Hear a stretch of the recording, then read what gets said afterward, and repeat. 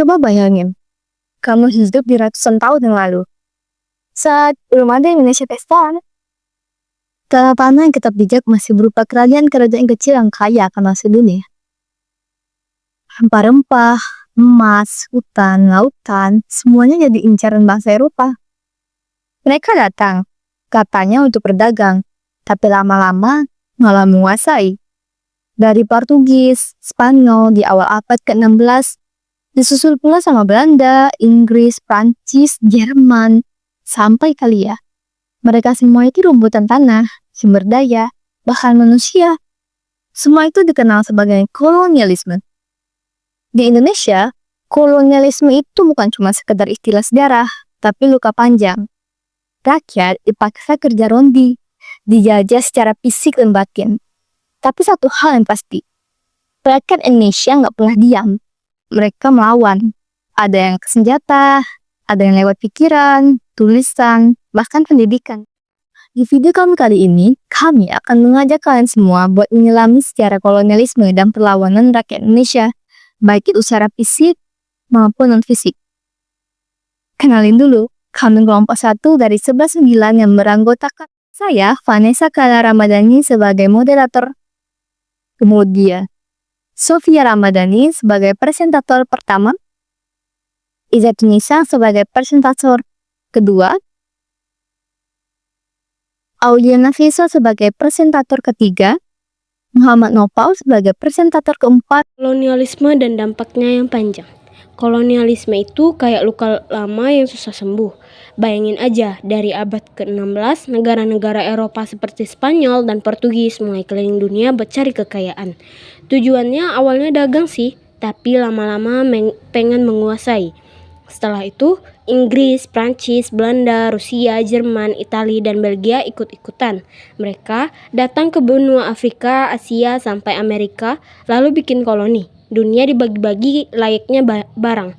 Mereka eksploitasi alam, tenaga, bahkan budaya dari daerah jajahan. Akibatnya, mengerikan. Jutaan orang meninggal, banyak budaya lokal hilang, sistem ekonomi rusak. Di banyak tempat, penduduk asli dibantai atau dipaksa kerja tanpa upah. Dan luka sejarah ini masih berasa sampai sekarang, bahkan ratusan tahun setelahnya. Nah, Indonesia juga nggak luput. Awalnya bangsa Portugis datang ke Maluku sekitar tahun 1512 buat beli rempah. Tapi karena mereka lihat rempah ini bisa bikin kaya raya, akhirnya niatnya berubah dari dagang jadi menguasai. Lalu Belanda datang bawa VOC dan lama-lama mereka jadi penjajah utama di sini. Indonesia yang dulu terdiri dari kerajaan-kerajaan kecil akhirnya dijajah satu sama lain. Belanda bukan cuma ngambil kekayaan alam kita, tapi juga maksa rakyat kerja rodi, narik pajak tinggi, dan nggak ngasih ruang untuk rakyat berkembang. Sistem tanam paksa bikin rakyat sengsara. Bahkan ketika VOC bubar dan Hindia Belanda berdiri, penindas tetap berlanjut. Tapi rakyat Indonesia nggak tinggal diam.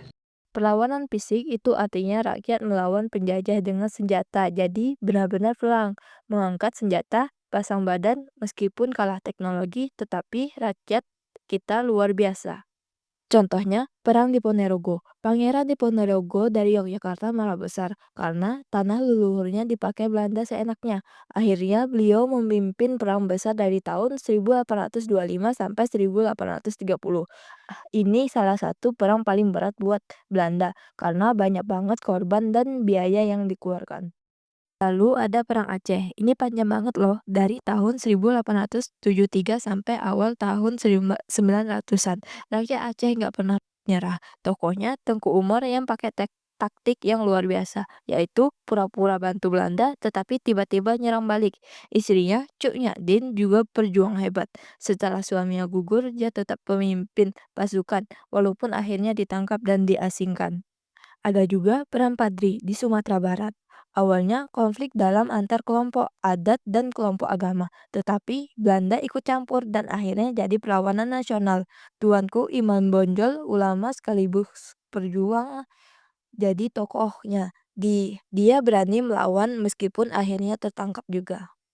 Dan jangan lupakan Sultan Hasanuddin dari Makassar. Dia dijuluki ayam jantan dari timur dikarenakan melawan dikarenakan berani melawan VOC habis-habisan demi mempertahankan kedaulatan kerajaannya. Walaupun akhirnya kalah, semangat juangnya tetap dikenang. Perlawanan fisik ini memang banyak yang berakhir dengan kekalahan. Tetapi bukan berarti sia-sia. Ini bukti bahwa rakyat Indonesia nggak pernah rela dijajah begitu saja. Perlawanan non fisik itu beda. Kalau yang fisik pakai senjata, yang ini pakai pikiran. Lewat pendidikan, tulisan, organisasi, dan persatuan. Ini muncul terutama setelah rakyat sadar kalau senjata doang nggak cukup. Harus ada perubahan dari cara berpikir juga. Ki Hajar Dewantara adalah tokoh penting. Dia mendirikan teman siswa, sekolah yang terbuka buat semua kalangan. Saat itu Belanda cuma ngasih sekolah ke anak-anak bangsawan, tapi Ki Hajar pengen semua rakyat bisa belajar. Dia juga menulis artikel berjudul Als ik een Nederlander was, yang artinya seandainya aku seorang Belanda. Gara-gara tulisan itu dia diasingkan ke Belanda, tapi tetap semangat memperjuangkan pendidikan.